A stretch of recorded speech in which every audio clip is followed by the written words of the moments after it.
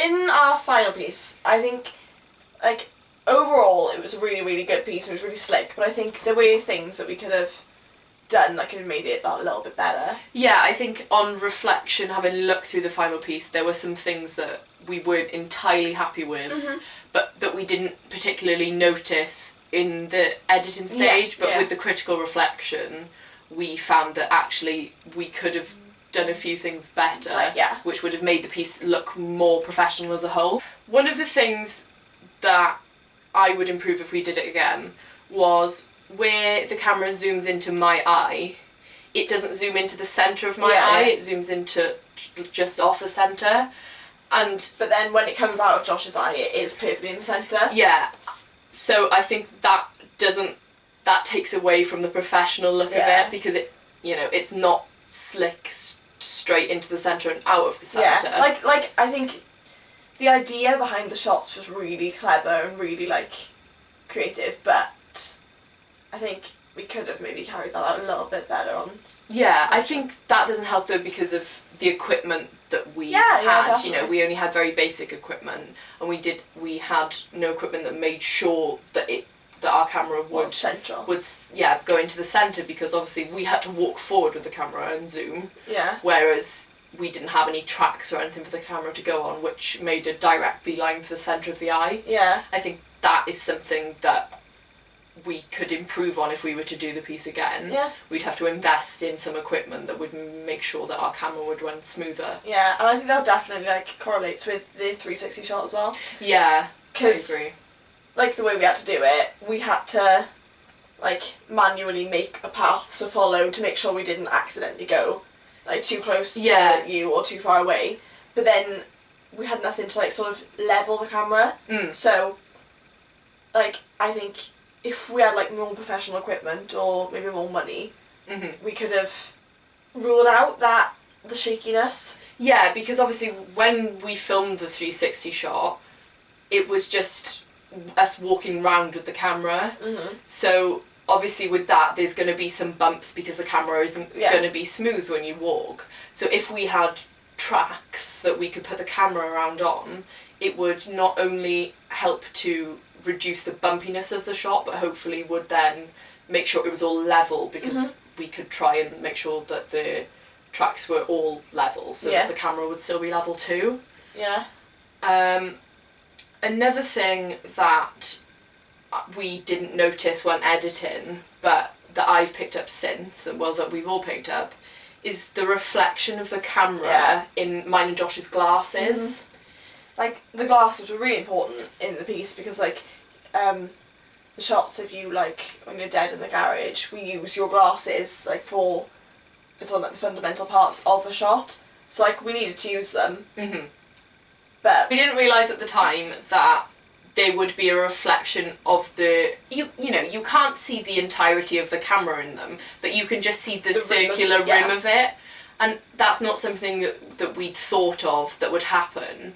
But having looked back on it now, it is something you can pick up in the footage. Yeah. And I think if we did it again, we'd be a lot more careful to make sure that there wasn't a reflection, so use different lighting perhaps behind the glasses. Yeah. Or in fact, we possibly even alter the narrative to not include the glasses, because definitely. If that's something that we found we couldn't erase with the reflection, that we just have to not use the glasses altogether, because it would take away from the professional look of the film.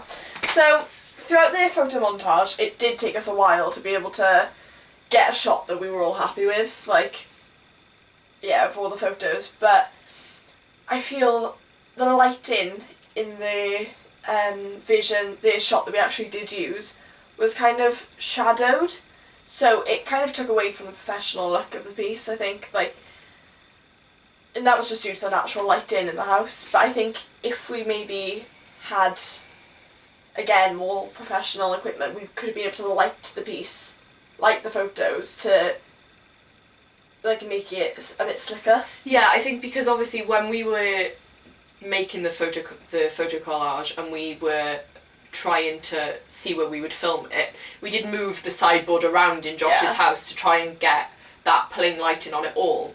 But everywhere we seemed to move it, there was something that obstructed the lighting. Or even just like some of the photos at the end. Yeah, Like and so where we ended up filming it, the lighting was coming from the door on the one side, but then there was no light coming that way, which meant that side was a bit more shadowed. Yeah. But as you said, if we had like lights that we could, so it was more professional equipment again, that we could set up and put over the collage, we'd hope to eradicate the problems with the natural lighting and make it a more clean finish. All one lighting rather than like the shading on certain areas of it. Yeah, because I think, as you said, that takes away from the professional look of the piece. In some of the shots that we filmed in the garage, when the lighting wasn't particularly bright, I think the quality wasn't the best due to the camera equipment that we had. Yeah. I think the shots appeared quite grainy. Yeah, definitely. And this was something that, realistically, with the equipment we had, we couldn't avoid. Yeah. But with equipment that was, you know, more expensive and better, is something that we could eliminate. Yeah, definitely. Or something that maybe we could change the lighting slightly to try and make better. Yeah, like we did try to film them outside originally, didn't we? But Because they were the shots that we were going to film outside. But the lighting just didn't allow for that. No, because the natural lighting, due to the time of year we were filming, by the time we started filming, it was pitch black within like 10 minutes. And it was just something that we couldn't do. And in fact, I think the footage was grainier when we filmed it outside. So that's why we decided to move the shots into the garage. Yeah. So that we'd be able to get the clearer shots. Definitely. I feel like if we had more time maybe with the editing process, we would have been able to kind of eliminate some of the errors that happened with the sound that we used. Yeah, so definitely. Like, for example, like on the shot where the garage door slams and then the Jealousy track comes back in, it's kind of a slam, but then there's a delay just before the music actually comes in. Yeah. So I think that maybe next time we'd maybe take more focus on the sound and where it comes in, where it fades out and stuff, so that we could kind of have a clear, like, sort of definition between when the sound leaves and when the sound enters. Yeah, I think because that was something that we actually wanted to focus on, wasn't it? That the Jealousy track came back in exactly when the door slammed because of the nature of the slam of the door and the beat of the music. Yeah, it kind of just fit, like it's like, why wouldn't you do that? Yeah, exactly. And it allowed the track to be brought back in quite easily and quite nicely.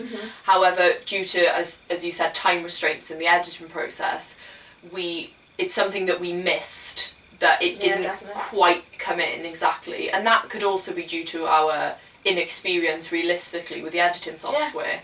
Because, you know, none of us are professional editors. We've all had some previous experience and we've all learned throughout the process of filming. But I think if we had done it again, we'd, as you said, pay more fine attention to exactly when the sound comes in to make it better. Definitely.